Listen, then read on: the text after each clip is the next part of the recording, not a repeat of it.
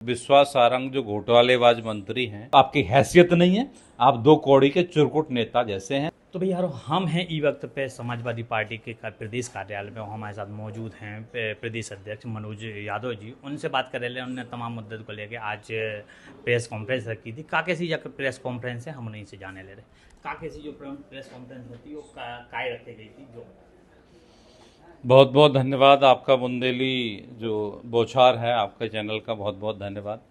आप हमेशा बुंदेल की खंड की ही नहीं, पूरे प्रदेश की, देश की, सच की आवाज़ को उठा रहे हैं।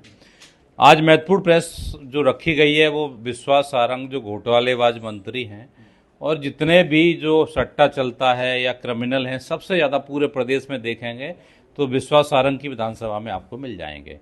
क्योंकि आप देखेंगे एक सबसे बड़ा सट्टेबाज इनके यहाँ पे है, इन्हीं के संरक्षण में है। यहाँ पे मध्य प्रदेश का सबसे बड़ा सट्टाबाज है, इन्हीं की विधानसभा में है। हाँ, और उसके बाद में इनके सरगना, इनके संरक्षण है, तो ये सरगना हुए उनके।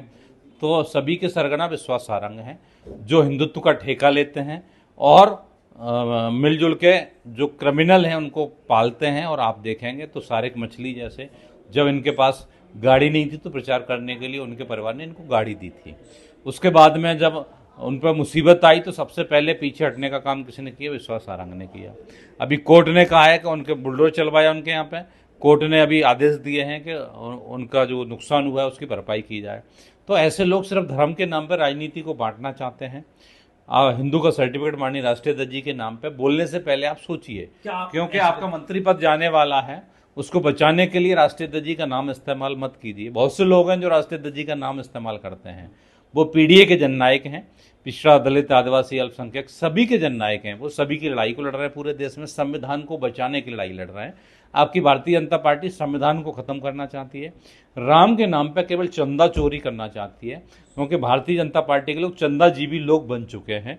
आप भी बहुत चंदा उगाते हो लोगों से, आप डरा के धमका के सभी तरीके से उगाते हो। और भगवान राम के नाम पे जो अयोध्या में मंदिर बनाया जिसका आप जिक्र कर रहे थे, उसमें भी चंदा किया गया और चंदे की चोरी की गई। और जिसने गोलियां चलवाई उसको मंदिर का अध्यक्ष आपने बना के रखा है, ट्रस्ट का। उसके संरक्षण में आप मंदिर बनवा रहे हैं। तो भगवान श्री राम ने सजा उसकी दी कि अयोध्या आपको हराने का काम किया। क्योंकि अयोध्या आपने सबसे ज़्यादा प्रचारित किया था, अयोध्या को भगवान श्री राम के मंदिर को किया था। लेकिन भगवान श्री राम सबकी मंशा को समझते हैं, उन्होंने आपको हराने का काम किया है।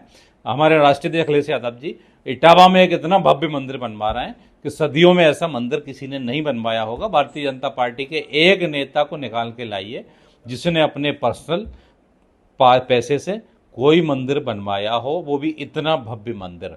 तो मैं आप जो कहोगे विश्वास सारंग में करने को तैयार हूँ, लेकिन आपको शर्म आनी चाहिए और माफ़ी मांगनी चाहिए। आप जैसे लोग, आप जिस विभाग में रहे, चाहे सहकारिता विभाग में रहे हो, तो आपके रिश्तेदारों को बल लिया, वो घोटाला सहकारिता का चल ही रहा है। आप अभी खेल विभाग में तो उसमें घोटाले चल रहे हैं। आप स्वास्थ्य मंत्री थे, नर्सिंग घोटाला आपने किया, उसके भी आप पे भ्रष्टाचार के आरोप लगे हैं। आपकी जांच करा ली जाए तो हजारों करोड़ की संपत्ति आपके पास निकलेगी। तो आपकी हैसियत नहीं है। आप दो कौड़ी के चुरकुट नेता जैसे हैं, जो जिनके बारे में जो आप बयान देते हैं, उससे पहले अपने गिरेबान में झांकिए कि आप क्या हैं। आपके नाम पे तीसरी बार आप मंत्री हैं। आपके पास आपके पिताजी मंत्री रहे। आपको विकास के नाम पे बताने के लिए कुछ है, उस पर बात कीजिए। आप स्वास्थ्य पे बात कीजिए, आप शिक्षा पे बात कीजिए, आप रोजगार पे बात कीजिए, आप भ्रष्टाचार पे बात कीजिए, आप क्राइम पे बात कीजिए। क्योंकि इन सबके सरगना आप हैं, तो आप इन पे बात नहीं करेंगे, केवल लोगों को गुमराह करेंगे, नौकरी देने का काम नहीं करेंगे। क्योंकि आपका पद जाने वाला है, तो इसलिए आप इस तरह के बयान देके कहीं बचना चाह रहे हो। पहले मंत्री बनने से पहले मिल नहीं रहा था तो दिल्ली में आपने देश के कायस्थ समाज को इकट्ठा करके सिफारिश करके तो मंत्री पद लिया आपने। तो अब वो भी जाने वाला है, तो उलझुल बातें न करके आप माफ़ी मांगो और आगे 50 बार बोलने से पहले सोच लेना, उसके बाद माननीय अखिलेश यादव जी के बारे में बोलना, नहीं तो अगली बार बोलने लायक नहीं बचोगे।